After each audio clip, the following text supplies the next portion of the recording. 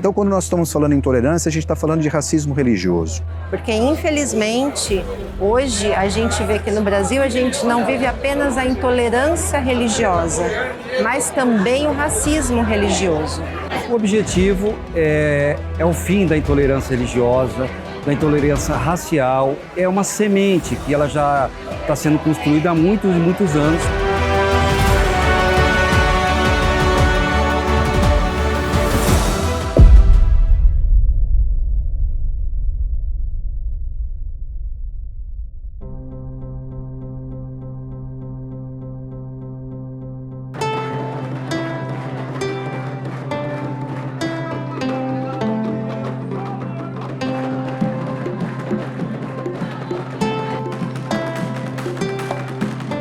Primeiramente, é uma alegria a gente poder reunir as 14 casas de axé aqui de Paulínia. Casas essas que têm membros de nação de candomblé e muitas outras casas de umbanda. O coletivo das casas de axé nasceu ano passado com um motivo comum que foi nos autopreservar. Nós vivíamos um momento de grande intolerância religiosa, de natureza inclusive política, né? E buscamos nos unir para justamente promover as medidas necessárias, sejam jurídicas, administrativas e junto ao poder público, visando a proteção das nossas casas, instalações e pessoas. E esse dia em especial agora, dia 21 de janeiro, comemora-se o Dia Nacional de Combate à Intolerância Religiosa, né? Que coincide também com o Dia Internacional das Religiões. É um marco para que você possa promover o respeito entre as religiões. Eu sou a mãe Tati de Iemanjá, da Casa de Umbanda, Casa Luz do Despertar, aqui de Paulínia. Sou mãe de santo nessa casa, também tenho dupla pertença. Eu sou Iaô na Casa de Xangô. É um marco, né? É um marco a gente ter conseguido, primeiramente, se reunir para formar o coletivo Casas de Axé de Paulínia, porque geralmente cada terreiro é um universo próprio e a gente conseguir, dentro das pequenas diferenças que cada terreiro possui, a gente conseguir juntar as lideranças para formar o coletivo é um marco. E mais do que isso, estar aqui hoje é algo muito grandioso para as comunidades de axé, para os povos de terreiro. O objetivo é o fim da intolerância religiosa, da intolerância racial. É uma semente que ela já está sendo construída há muitos e muitos anos, tem esse debate na sociedade e recentemente foi sancionada pelo presidente Lula, né, algo que dá mais força para esse fim da intolerância religiosa e racial. Bom, isso historicamente sempre foi algo que não tinha a devida tutela do poder público, mas muito recentemente, ainda esse ano, uma nova legislação foi criada, tornando a injúria racial em crime de racismo, e isso certamente vai incrementar esse combate ao racismo religioso, racismo recreativo e todas as formas de racismo. Lembrando que o racismo, conforme consolidado pelo STF, não se trata apenas da intolerância religiosa. Qualquer discriminação em função de raça, cor ou orientação sexual é considerado racismo. Esse evento, especificamente, combate o racismo religioso. E é por isso que é um marco de muita felicidade que a gente esteja aqui reunidos com essas mais de 14 casas. Infelizmente, hoje a gente vê que no Brasil a gente não vive apenas a intolerância religiosa, mas também o racismo religioso. Porque a intolerância religiosa, sabemos que há milênios um grupo quer sempre oprimir outro grupo, colocando a sua religião e o seu Deus como único e verdadeiro.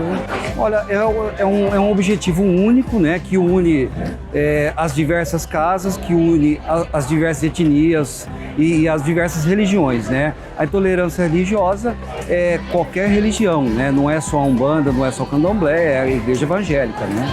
Então, essa união faz com que dê mais força para esse movimento que nem deveria existir, na verdade, né?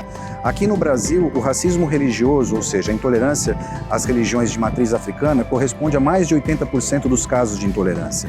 Então, quando nós estamos falando em intolerância, a gente está falando de racismo religioso, né?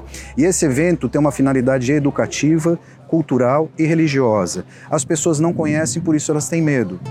Então, esse evento visa educar a população e fornecer para elas uma experiência do que é as nossas tradições. Afinal de contas, somos seres humanos como todos nós. nós, como todos eles. A gente precisa apenas mostrar e ensinar como é a nossa religião. Você não precisa gostar dela, basta que você respeite. Para além disso, que nós também sofremos, né, porque não somos uma religião hegemônica, as religiões de matriz africana e ameríndias, no Brasil, apesar de fazer parte da cultura brasileira, ainda não somos uma religião que é hegemônica. Então a gente já sofria com essa intolerância e o preconceito religioso. Mas hoje, além de tudo isso, né, de alguns anos para cá, vem se acirrando o racismo religioso. Então isso é um motivo de muito orgulho.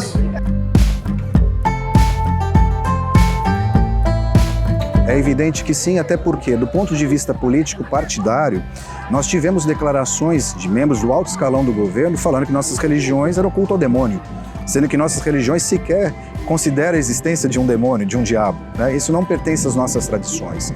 Então, certamente, o respeito institucional, a volta de fundamentos democráticos e da diversidade religiosa é uma vitória não para um governo, é uma vitória para a civilização, é uma vitória para toda a sociedade brasileira e para a democracia. Por isso eu tenho certeza que a condição de tolerância vai melhorar muito e o respeito vai ser implementado de forma educativa ou então pela lei.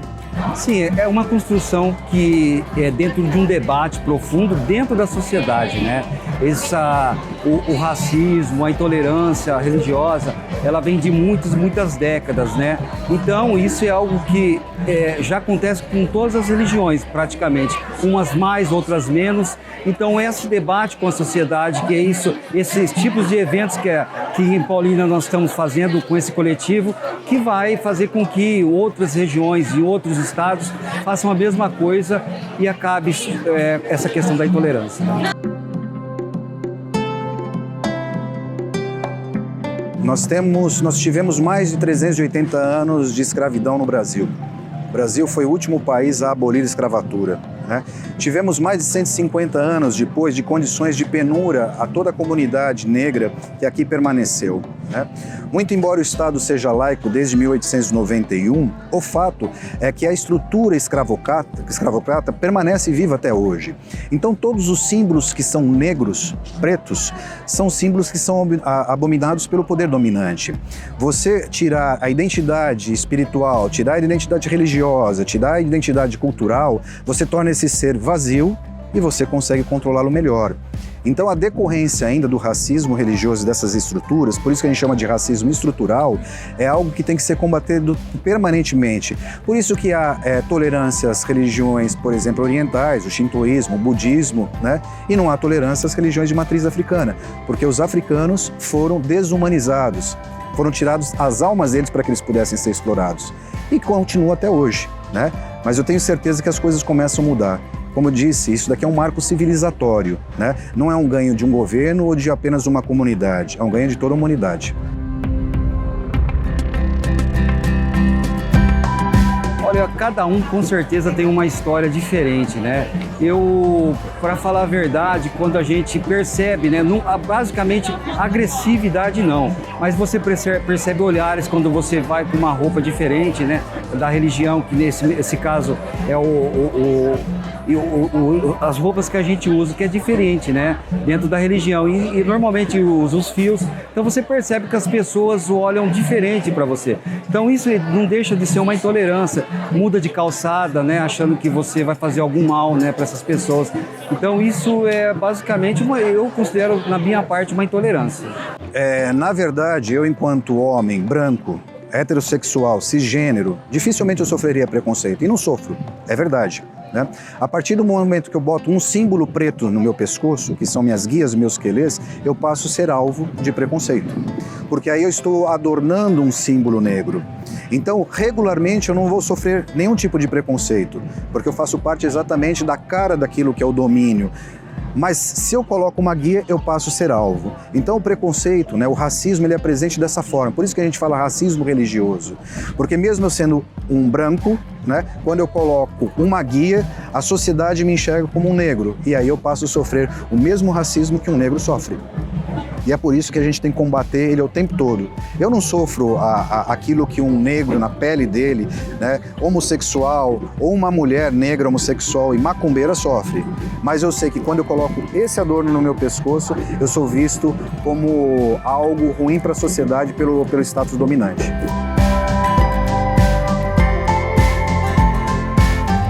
Olha, a prefeitura, ela já tem que apoiar pelas questões da consciência negra, e essas recentes leis aprovadas, né, que fazem com que aumentou a pena, né, para a intolerância religiosa e racial, na questão da segurança pública, a questão das guardas municipais, as polícias militares também, né?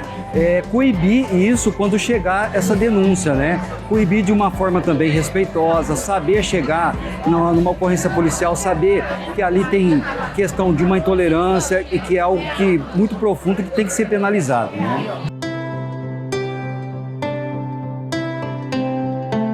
Esse é um ponto que se coloca, mas é bom evidenciar que racismo reverso não existe, né? Você pode até considerar que isso, em tese, seja discutido, mas da forma como a gente vive na nossa construção sociológica, antropológica, cultural e histórica, no Brasil não existe espaço para um racismo reverso, porque não há espaço para que um negro possa oprimir em relação a um poder um branco, porque são relações de poderes distintas. Eu costumo dizer, inclusive num exemplo, se você está num quarto fechado, joga uma bomba lá, alguém sai gritando, pega ladrão, se tiver um branco e um preto e a polícia entrar, quem ela vai prender? Não há dúvida sobre isso. Então, o racismo é presente no Brasil e a gente precisa combater. Por isso que a questão de racismo reverso no Brasil não existe.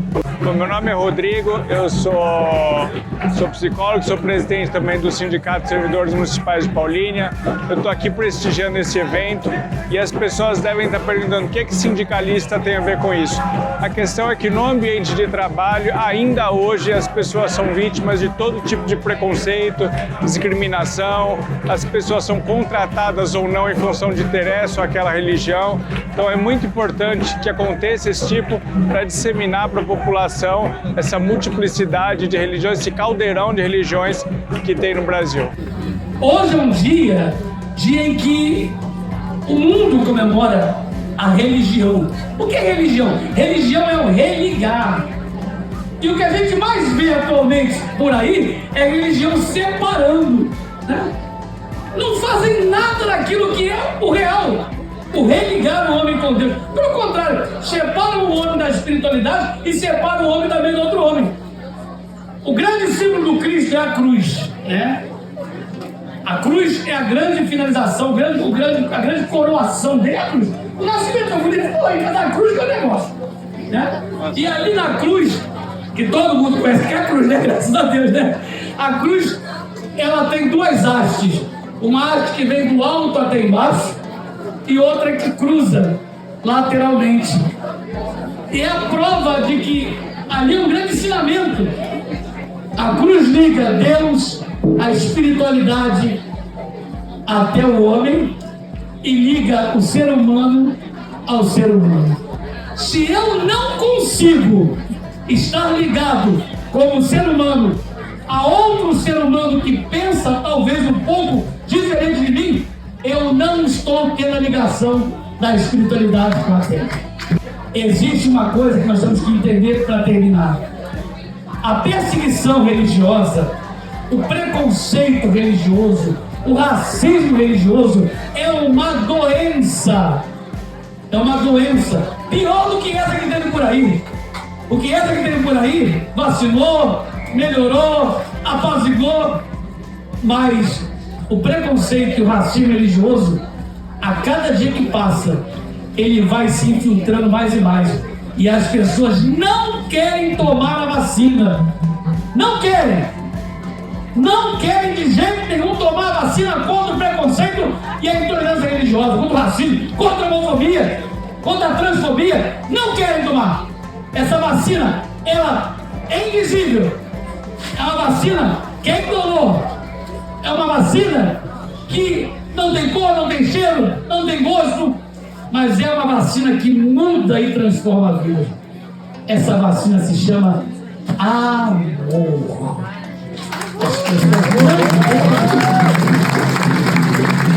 Por não tomarem a vacina, vão contaminando, e a cada dia que passa, mais pessoas são contaminadas pelo esse ódio maléfico. Só que, graças a Deus, tem gente como nós, os malucos da vida, que resolveram tomar a vacina, acreditar que dava jeito.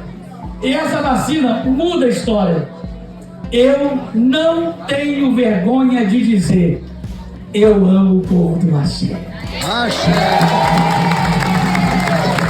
a bênção a todos vocês e fica para vocês o ensinamento que eu digo em todo lugar que eu vou. Aprendam isso. Religiões são idiomas, mas Deus é poliglota. Ele fala todas as línguas.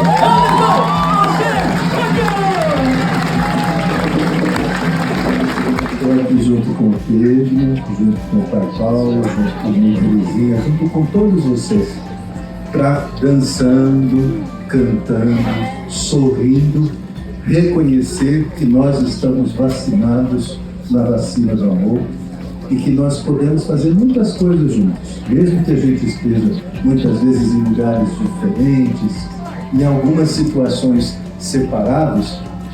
Mas a gente não quer um povo de gente tudo igual, uniformizado, não. A gente quer gente diferente. Né? A diversidade é um dom de Deus. É um dom do Axé. Né? A diversidade dos nossos guias, das nossas famílias. Tão bonito isso. E isso enriquece não só cada uma de nós e cada um de nós, mas o nosso mundo. Então, não vamos deixar de dançar, não vamos deixar de assumir as nossas cores, os nossos jeitos, os nossos amores, e vamos dar a nossa contribuição para esse tempo que nós estamos vivendo, que é importantíssimo, que precisa de todos nós. O Pedro fala que cada religião tem uma língua, né? E eu costumo dizer que cada religião tem um achote, é um farol, é uma chama, e a gente precisa juntar chamas para iluminar a escuridão que está tomando conta muitas vezes do mundo e muitas vezes de cada um de nós. Então que a gente seja juntos essa luz e que esse axé tão bonito desse encontro de Oxóssi, desse encontro de São Sebastião, desse encontro daqueles que são guerreiros, daquelas que são guerreiras, que essa luz nos fortaleça para que a gente possa caminhar espalhando a vacina do amor por aí. Muito axé, que Deus abençoe a todos e todas. Eu sei que muitas pessoas aprenderam a demonizar as nossas religiões, as nossas visões, os nossos credos, a nossa fé. Isso foi aprendizado, alguém ensinou para vocês isso. Então venham conhecer pelos seus próprios olhos que as nossas tradições só cultuam bem, só cultuam a vida, só cultuam a alegria, o prazer de viver, o empoderamento das mulheres, a não discriminação. Então é um convite para que vocês passem a conhecer as nossas tradições, porque vocês conhecendo certamente passarão a respeitar com mais facilidade e com tranquilidade. Lembrando que no Brasil não existe mais o espaço para o desrespeito. A partir desse ano, desrespeitar, brincar, fazer piada jocosa, qualquer tipo de insinuação agressiva em função da religião, em função do racismo, isso é considerado crime. Então venha para o lado de conhecer, venha para o lado de saber o que está falando, venha para aprender. Estamos aqui para auxiliá-los nessa construção. Muito axé. O trabalho é levar a paz.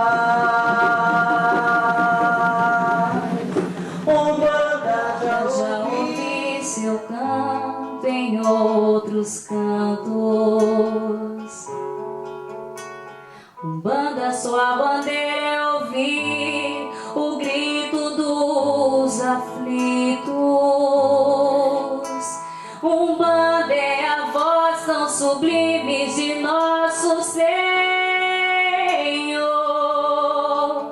E este canto é de todas as raças, orixás, é do teu povo. Umbanda é amor, é caridade, eu sei. Nós somos filhos de Umbanda também.